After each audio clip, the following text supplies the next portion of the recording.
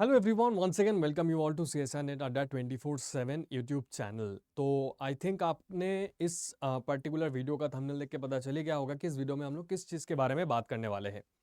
तो बहुत सारे स्टूडेंट्स के मन में ये सारे क्वेश्चंस आते रहते हैं कंटिन्यूअसली कि सर, अगर हम लोग सीएसआर नेट एस्पिरेंट है तो लेट सपोज मैं अभी एमएससी में हूँ या फिर मैं एमएससी कंप्लीट हो चुका है मेरा, तो उस टाइम पे अगर मैं सीएसआर नेट की तैयारी कर रहा हूँ, क्या मैं उसी के साथ साथ और दूसरा कोई एग्जामिनेशंस के लिए तैयारी कर सकता हूँ या नहीं, या फिर करना चाहिए, या फिर क्या मेरे पास ऑप्शंस है।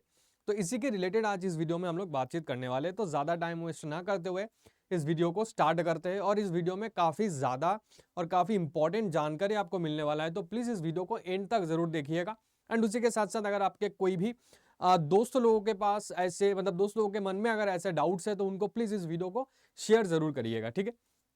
तो चलिए, हमारे पास ये क्वेश्चन है कि अगर हम लोग सीएसआर नेट एस्पिरेंट्स है तो हमारे पास गवर्नमेंट जॉब की क्या क्या अपॉर्चुनिटीज है, कौन से गवर्नमेंट जॉब दे सकते हैं। तो मैंने आप लोगों के लिए एक बहुत ही लंबा सा लिस्ट प्रिपेयर करके आया हूं। अब ये जो लिस्ट है, इस लिस्ट में आपको हर एक चीजें मैं थोड़ा थोड़ा करके बताने वाला हूं। सबसे पहले अगर बात करें, अगर आप सीएसआर नेट एस्पिरेंट हो, आप एमएससी कंप्लीट कर चुके हो या फिर एमएससी के सेकंड ईयर में हो और आप सीएसआर नेट की तैयारी कर रहे हो, तो डेफिनेटली एक तो आपके पास सीएसआर नेट है बाय डिफॉल्ट, जिसके बारे में आप सब लोगों को पता है ऑलरेडी, है ना। तो सीएसआर नेट जैसे क्वालिफाई करोगे, you can get the admissions into PhD, but उसके लिए इंटरव्यू देना पड़ेगा। तो उस ऑप्शंस को मैंने यहाँ पे बताया नहीं, वो ऑप्शंस ऑलरेडी सबको पता है। लेकिन उसके अलावा बाई एनी चांस अगर आपने सीएसआर नेट की तैयारी किया है, बट अगर आपको पीएचडी करने का मन नहीं है, लेकिन आपने नेट क्वालिफाई करके बैठे हो, तब आपके पास क्या क्या ऑप्शंस हो सकते हैं, या फिर क्या क्या ऑप्शंस और भी एक्सप्लोर करना चाहिए। तो पहली बात देखो, एक तो है हमारे पास, आप एमएससी कर चुके हो, सीएसआर नेट की तैयारी कर चुके हो, आपने सीएसआर नेट की तैयारी किया है थोड़ा बहुत। कभी कभी स्टूडेंट्स फ्रस्ट्रेटेड हो जाते हैं कि यार मुझे पीएचडी इतने लंबे टाइम के लिए करना नहीं है। तो मेरे पास और क्या ऑप्शंस है।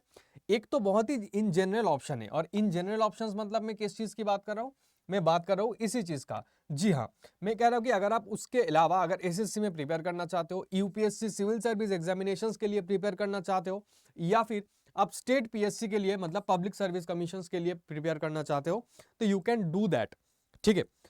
मतलब कभी कभी किसी स्टूडेंट्स के मन में ऐसा रहता है कि मैं एमएससी के बाद मुझे एसएससी में जाना है, या फिर यूपीएससी में जाना है, सिविल सर्विस क्वालिफाई करना है, या फिर स्टेट पीसीएस में क्वालिफाई करना है, तो यू कैन गो दैट।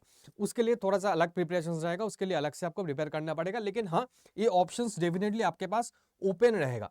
अब मैं आता हूं, अगर हम लोग कोर बात करें, कोर जॉब्स की बात करें, अगर मैं केमिकल साइंस के पर्सपेक्टिव से बोलूं, तो हमारे पास कुछ ऐसे पोस्ट है और ऐसे जॉब्स है जो कि काइंड ऑफ ड्रीम जॉब कहा जा सकता है।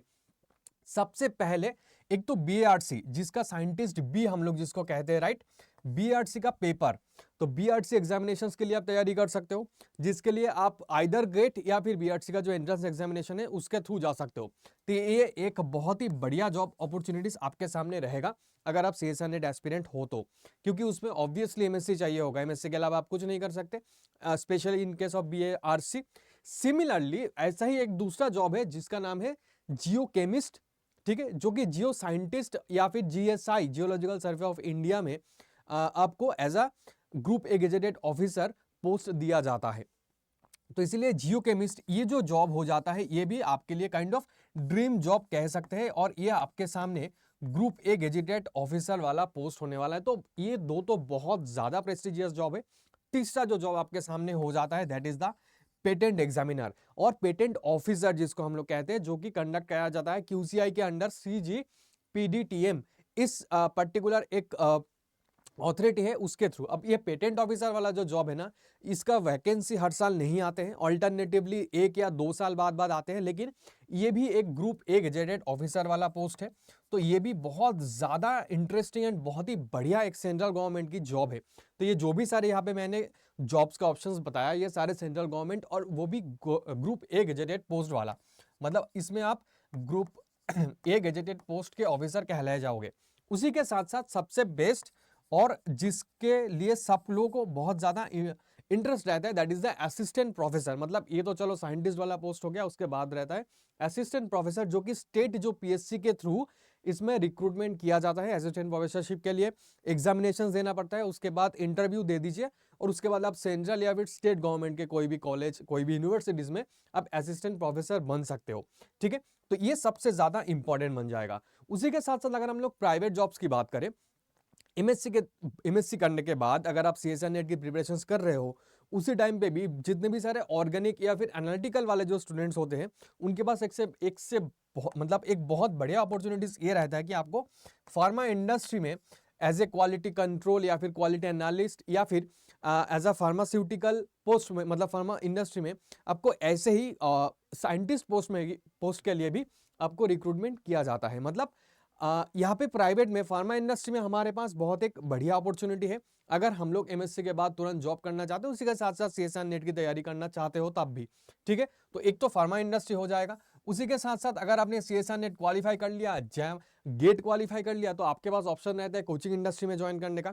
अगर आप वो क्वालिफाई नहीं किए, उसके बाद भी आपके पास कोचिंग इंडस्ट्री में जॉब करने का बहुत अच्छा चांसेस हो जाता है। अगर आप जेई नीट सेगमेंट के स्टूडेंट्स को पढ़ाना चाहते हो, तो ये भी एक बहुत ही बूमिंग एज वेल एज, सिर्फ बूमिंग नहीं कहूंगा, ये ऑलरेडी बूम्ड एक फील्ड हो चुका है, जहाँ पे जेई मेंस, जेई एडवांस या फिर नीट एग्जामिनेशंस एक्सक्यूज मी, उसी के साथ साथ आईआईटी जैम, सीएसआई नेट, इस सेगमेंट्स के स्टूडेंट्स को पढ़ाने के लिए आपके पास एक ऑप्शंस रहता है। तो ये तो ऑप्शंस होगा ही।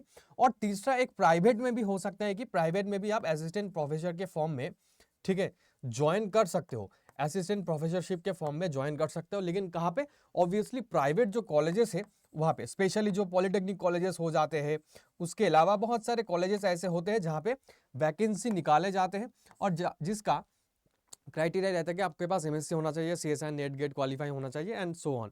तो ये इसका ऑब्वियसली नंबर ऑफ वैकेंसीज कम रहता है, बट हाँ आपको मिल जाएगा देखने को। लेकिन ये दो इंडस्ट्री बहुत ज़्यादा बूमिंग इंडस्ट्री है, जहाँ पे आपको हमेशा स्पेशली जो एमएससी वाले स्टूडेंट्स हैं उनके लिए हमेशा यहाँ पे जिसको कहते हैं कि वैकेंसी हमेशा रहते हैं, ठीक है। एंड उसी के साथ साथ दो तीन ऐसा जॉब्स है जिसका वैकेंसी कभी कभी आ जाते हैं, कभी कभी देखने को मिलता है, कभी कभी नहीं भी मिलता है, लेकिन वो भी जॉब बहुत प्रेस्टिजियस हो जाता है, जिसमें एक का नाम है ONGC। आई थिंक इसके बारे में मैं क्या ही बताऊं, इसके बारे में सब लोगों को पता है कि ONGC का जॉब क्या है, ठीक है। ONGC as well as HPCL। तो HPCL में क्वालिटी कंट्रोल ऑफिसर का पोस्ट निकालते हैं।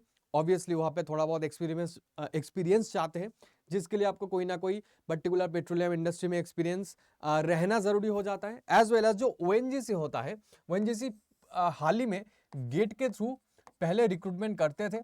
अभी इस साल के अभी तक जो भी नोटिफिकेशन आया है उसमें गेट का कोई मतलब केमिस्ट्री का कोई मेंशन नहीं है, बट यस ONGC में पहले गेट के थ्रू रिक्रूटमेंट होता था। हो सकता है कि अभी ONGC हो गया, HPCL हो गया, ये जो सारे PSU है ना, इस PSU में after BSc as well as after MSc भी कभी कभी पोस्ट निकालते हैं।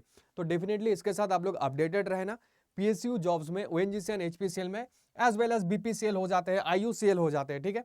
ये जितने भी सारे पेट्रोलियम इंडस्ट्री के बड़े बड़े माथा है, ठीक है, इसको हम लोग कह सकते हैं कि यहाँ पे आपके पास ऑप्शन बन जाता है to get a job. Along with that lastly जिसके बारे में मेंशन करना चाहूंगा, थोड़ा सा अगर आप केमिस्ट्री से थोड़ा सा और एक्स्ट्रा कुछ चीजें पढ़ना चाहते हो और अगर आपको उस पोस्ट में फैसिनेट करते हैं, तो तब आपके पास ऑप्शन रह सकता है फैसाई और food safety standards authority of India. यहाँ पे फैसाई के लिए और FSSSAI इस इंस्टीट्यूट, इस ऑर्गेनाइजेशन में एक बढ़िया पोस्ट रहता है। उस पोस्ट के लिए वैकेंसी निकालते हैं, जिसमें हम लोग जो MSc कर रहे हैं या फिर MSc कंप्लीट हो चुका है, जिसका नेट गेट क्लियर है, वो लोग अप्लाई कर सकते हैं। उसके लिए आपको थोड़ा सा अलग प्रिपरेशंस लेना पड़ता है, उसके कुछ standards and rules and amendments ये वगैरह सब कुछ पढ़ना होता है। बट FSSAI का एक वो बहुत ही बढ़िया पोस्ट रहता है। उसी के साथ साथ ये BIS, जिसको हम लोग कहते हैं ब्यूरो ऑफ इंडियन स्टैंडर्ड, ये भी पिछले साल गेट के थ्रू रिक्रूटमेंट किए थे। तो ये भी एक बहुत ही बढ़िया अपॉर्चुनिटी है। यहाँ पे भी आपको BIS में भी एज ए साइंटिस्ट रिक्रूटमेंट किया जाता है। और ये BIS आपको पता है कि एक स्टैट्यूटरी बॉडी है, मतलब ये कोई भी पर्टिकुलर मिनिस्ट्री के अंडर नहीं आता है, लेकिन ये कंट्रोल किया जाता है कोई भी मिनिस्ट्री के द्वारा। सो BIS जो है ये क्वालिटी कंट्रोल, मतलब क्वालिटी को काफी अच्छे से जांच करते हैं। एंड उसी के साथ साथ नाबार्ड इस ऑर्गेनाइजेशन के नाम सुने होंगे, ये भी एक एग्रीकल्चरल बोर्ड है। तो यहाँ पे भी एमएससी वाले स्टूडेंट्स नाबार्ड जो ग्रेड ए मैनेजर पोस्ट है उस पोस्ट के लिए एलिजिबल रहते हैं। उसके लिए भी थोड़ा सा अलग प्रिपरेशंस लेना पड़ता है, लेकिन yes these are the very prestigious job जहाँ पे आप अगर थोड़ा सा डिविएट करना चाहोगे खुद को तो आप डेफिनेटली ये सारे फील्ड में भी जाके खुद को प्रॉस्पर कर सकते हो। तो मैं चाहूंगा कि आप लोग एक बार जरूर देखिएगा इस वीडियो को, एज वेल एज जो इसके बारे में मैंने ऑलरेडी मेंशन किया वो सारे आप वेबसाइट में जाके एक बार खुद से एक बार देख सकते हो, ठीक है। मतलब वहां पे जो रिक्रूटमेंट के जो नोटिफिकेशंस आते हैं उन नोटिफिकेशंस को आप एक बार पढ़िए, एक बार गो थ्रू करिए, तो आपको समझ में आएगा कि क्या अगर आप एमएससी कर रहे हो, सीएसआर नेट की तैयारी कर रहे हो, सीएसआर नेट मान लो कि 2 या 3 अटेम्प्ट में नहीं हुआ, क्या मेरे पास ऑप्शंस खत्म हो जाते हैं? जी नहीं, इतने सारे ऑप्शंस है। तो इस इतने सारे ऑप्शंस को जरूर आप लोग एक ना एक बार एक्सप्लोर करने की जरूर कोशिश करना। तो इसी के साथ साथ मैं इस वीडियो को एंड करता हूं। आई होप ये वीडियो आपके लिए बेनिफिशियल रहा होगा और अपने दोस्तों के साथ जरूर शेयर करना, एंड वीडियो अगर अच्छा लगता है तो लाइक जरूर करिएगा। थैंक यू एंड जय हिंद।